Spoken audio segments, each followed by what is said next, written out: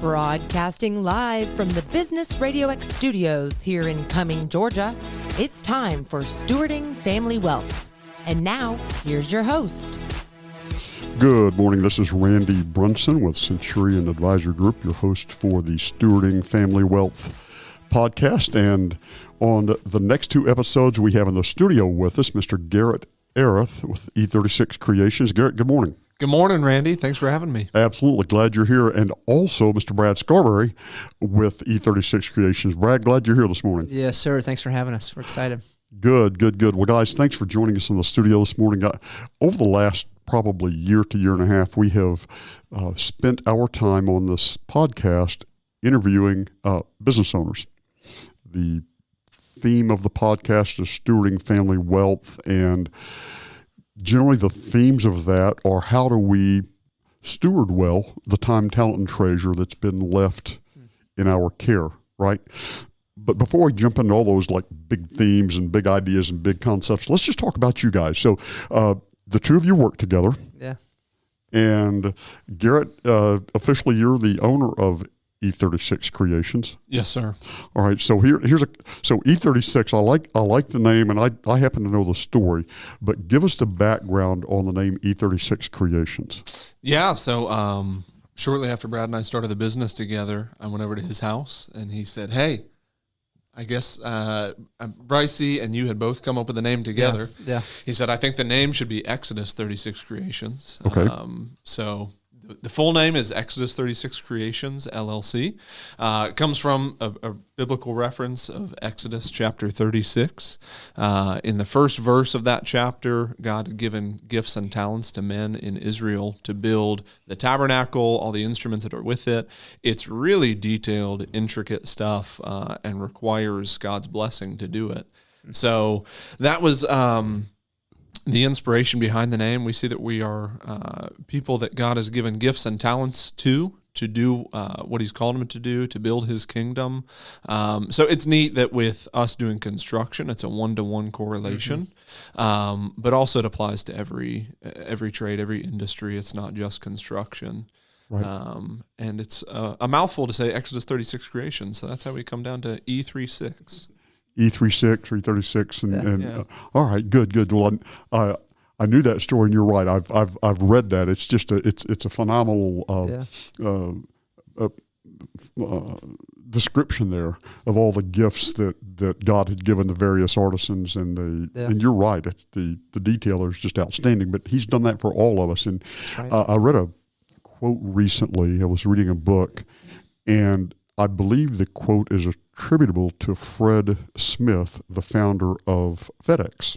And if you don't know that story, it's a fascinating story. Fred had written, I believe he had written the idea for what is now FedEx. He had fleshed that out in his master's thesis. Wow. Working through his MBA back in the late 60s, early 70s, okay?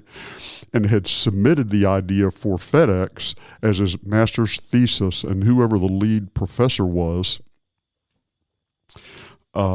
gave him like a C or just like a barely passing grade for this idea. You know, and the professor probably still has a job, and of course Fred's been independently wealthy for some years, decades now. So anyway, let's keep moving. Let's keep moving. But let's just talk about your personal stories. First of all, how did you guys meet? Because you're friends outside of work. You work together, and I want to hear more about E36 or Exodus 36. But let's just talk about, how did you guys meet? Yeah. So Garrett probably had a little bit more of a plan for his life going into his college years. I did not, but we met at Truett McConnell. Garrett had planned on rooming with someone else, and at the last second it changed. I had planned to not go to college or go to college somewhere else, and my parents informed me that I was going to go to Truett McConnell. So about 2 weeks before I moved on campus, I heard about this school, and my first day I showed up and they said, well, we're going to pair you with a roommate based on your interests, and both of you are business majors and both of you like the TV show The Office, so you'll be with this guy Garrett Erath. So we met walking in the first day of freshman movement at Truett McConnell. So Yeah. So that's yes. To say Garrett probably had a plan. Yeah, I think that's Garrett thinks about this stuff. does, and so does. you were just up for a good time, and here you were. Yeah, Brad had definitely planned. Yes. He came to college. He brought a guitar, which is good for a Christian school. Yeah. And then being in the mountains, he also made sure to bring his surfboard with him.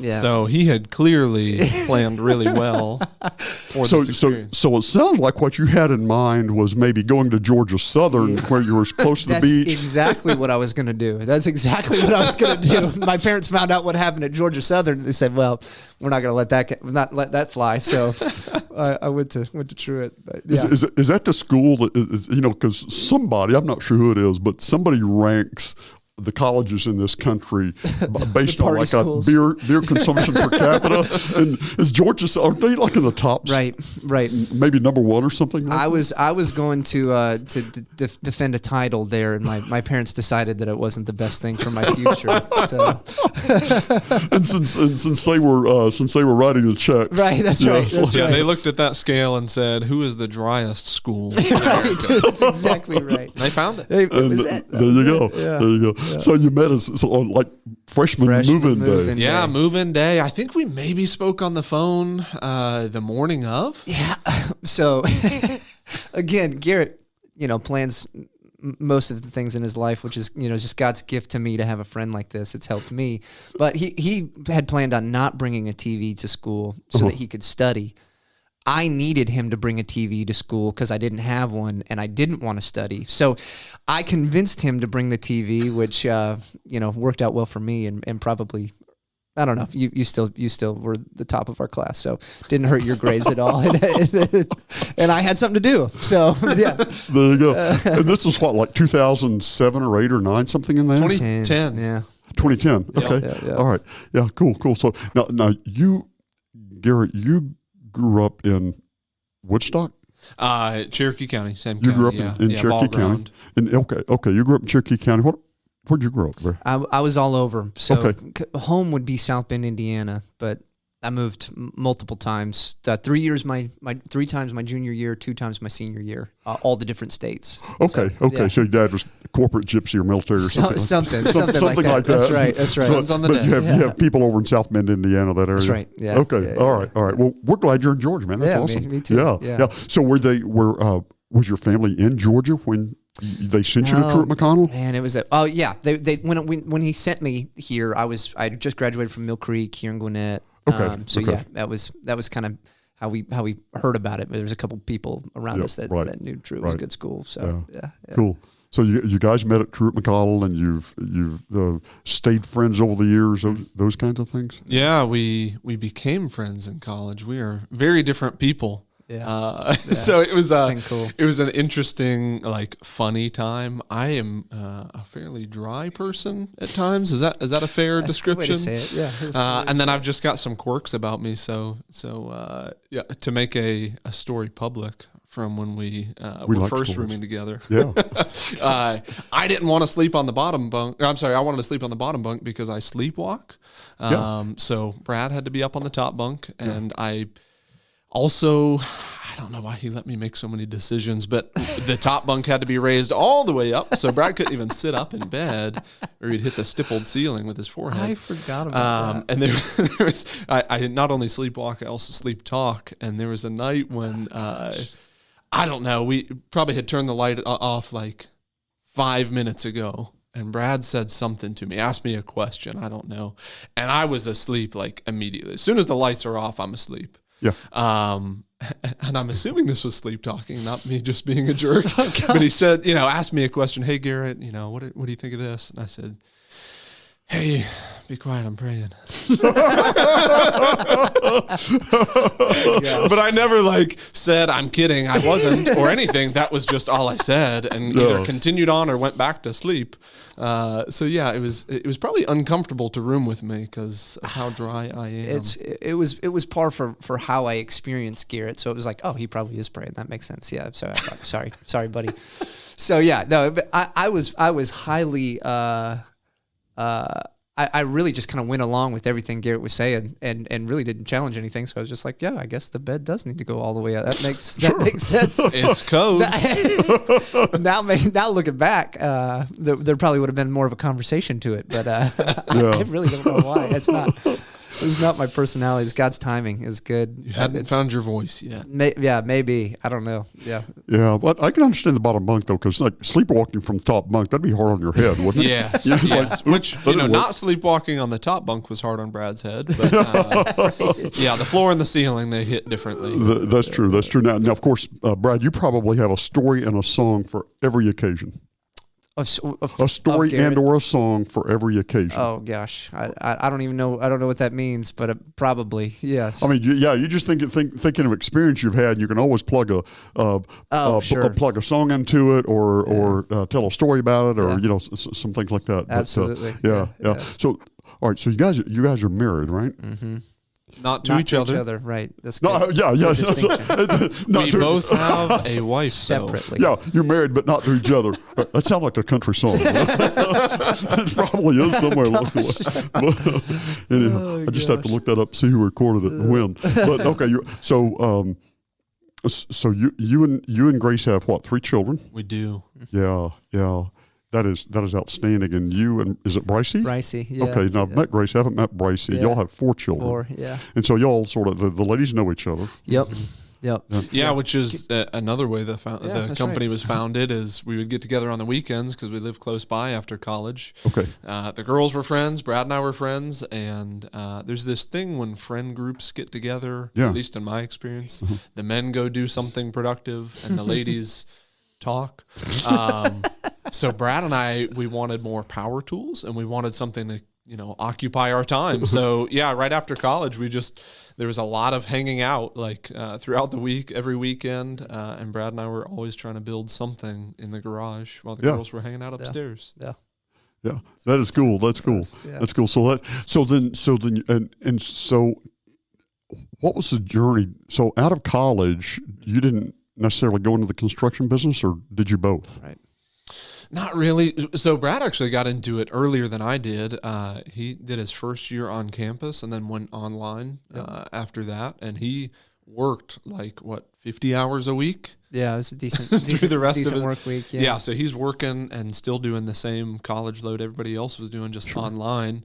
So he would, he was working with foundations on homes and getting up at 5 in the morning. I only know that because he asked me to come help him one time. It was the worst experience of my life. It was character building for sure. It was character building. Yeah, I mean, Brad would do school till midnight or 1 and then wake up at 5. And I remember him telling me one time, he's like, so in the morning on my drive in, I just kind of... Gosh, it's sad. It's sad to say. When I get up to the red lights on the highway, I just park really close to the car in front of me, and when their brake lights turn off, it wakes me up, and then I know to go. Catch a little sleep there. It's a life hack. Yeah, so we'll put that in the show notes. Yeah, push the brake, but really hard with both feet, and then wait for your eyelids to light up red. Yeah. So he was in construction through college, and then right after college, Brad got me introduced to the company that I worked for right outside of college that was in a very large industrial kind of construction way, but nothing related to what we're doing now. Yeah. Good. And then through that, now you did some of that, and then when did you start Exodus 36? It was incorporated January 2015. So you're 6.5, almost 7 years in. Yeah. 7.5. Yeah. 7.5. That's right. Almost 8. Time gets by, doesn't coming it? up on 8. Yep. Yeah, time gets by. I should know a little bit more about numbers than that, but whatever. Math is hard. I struggle every day. Yeah, I did. I did too. I was going to F some math. Oh gosh! All right. So anyway, back to family wealth. Not really. I'm just kidding. I don't talk about my own schooling a lot, but But I did show up in class because it was required, but I really went to school because there was other things there, like girls, Right. and there was music, and there was stuff like this. But by God's grace, I just didn't. Academics were easy for me, and I will tell you though, that's not necessarily a positive, because I've watched other situations, I've children in other situations where, and maybe you see this in your children, where certain things are easy for them. Yep. Like, let's say academics is easy, or sports is easy, or different things is easy. All right. Or if everything is easy for someone, then it can take a long time for that person to develop the discipline and the focus required to apply themselves well to master things that are not easy. Yeah.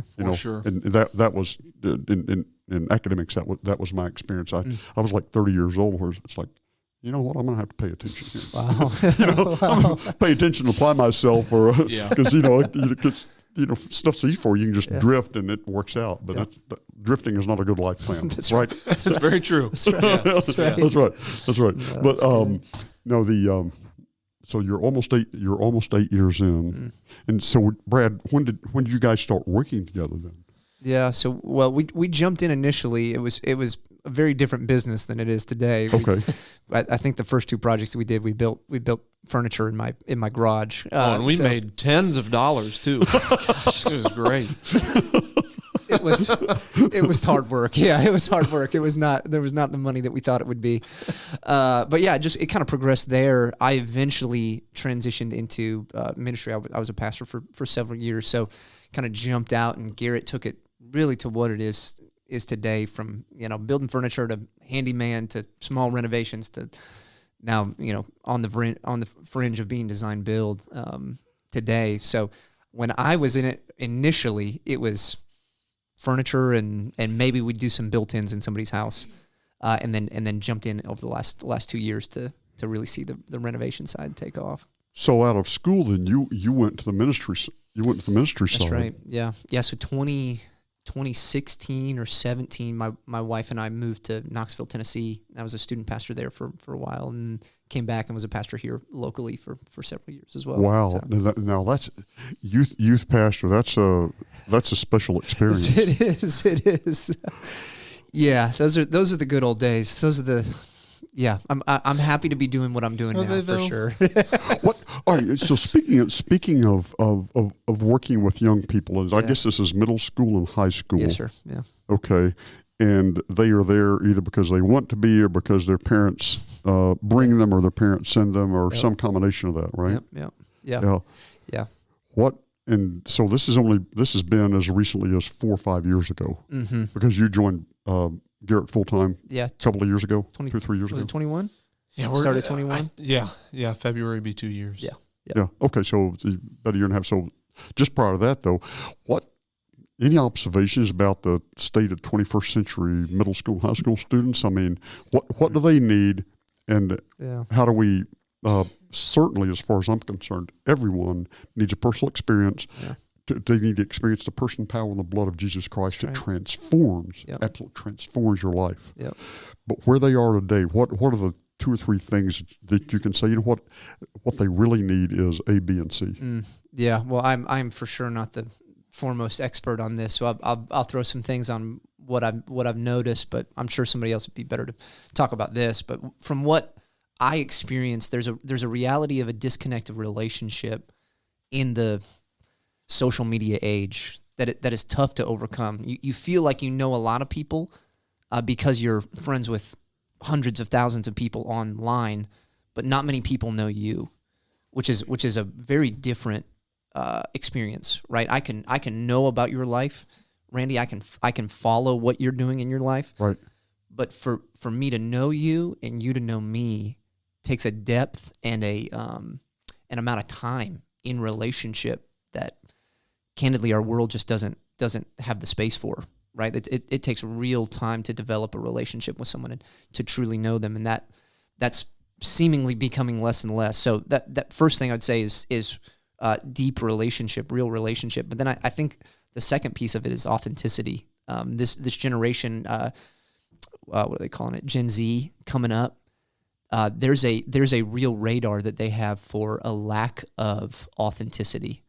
And as soon as they feel that and see that in you, whether there's a disconnect from what you're saying to the way that you live, they'll hunt that out, sniff that out, and it's almost like they can just negate everything that you're about, which is very tough, right? Because who I present myself to be and who I really am, there's a disconnect at times, but that makes me human, not necessarily a complete hypocrite. There's some of that, but gosh, it's a tough standard to live up to with these students coming up. So yeah, it's interesting. It's interesting. Yeah, thank you for sharing that, because I personally am so far removed generationally from that. I've thought often the world that I grew up in, the time and place that I grew up in personally does not exist. The time does not exist. Sure. The place does not exist. It was a long time before the internet. Yeah. Decades. Right. And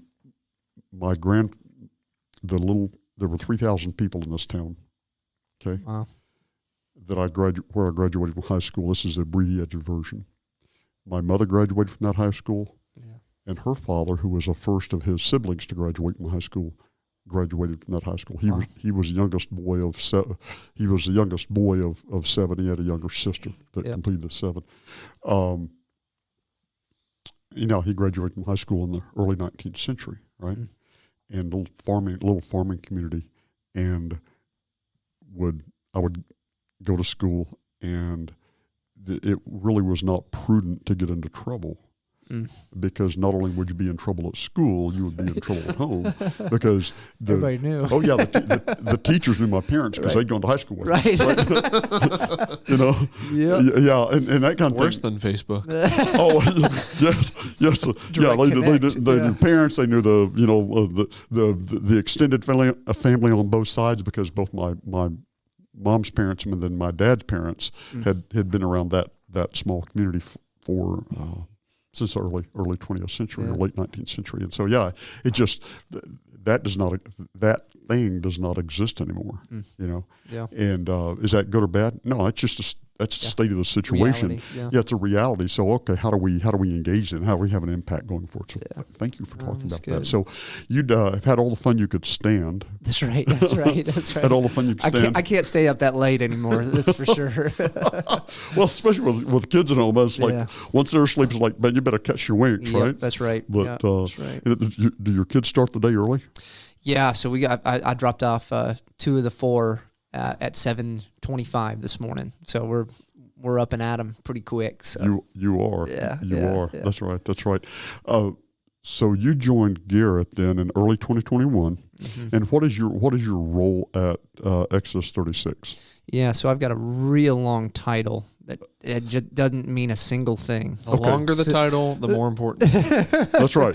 The short of it is I'm sales and marketing right now. Okay. So, yeah. Sales and sales, marketing, business development. That's right. Yeah. You get an inbound request for information. Yep. Then I'm the front door. Yeah. You're there. You're the tip of the spear in that situation. That's right. And okay, good. Well, hey, we guys, we're just about to wrap up the first episode here, but as we get into the second episode, I want to talk more about what Exodus 36 does. You mentioned design, build, and what I've heard is a very traditional progression with a company. When you're just getting started, if somebody will hire you and write you a check and it clears the bank, we can do that. Yeah, that's right. That's right. Right. We'll figure it out later.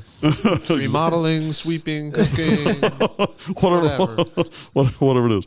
But let's talk more about Exodus 36. What you've learned, how the business works, like what you've learned about business and people, and the kind of work you do. So let's talk about that. But anyway, let's wrap up this episode of Stewarding Family Wealth. And for those of you that are listening, thank you. We appreciate your listening. This is Randy Brunson with Centurion Advisor Group, and we invite you back to hear us on the next episode with our phenomenal engineer and host, Miss Amanda Pierce at Forsyth Business RadioX.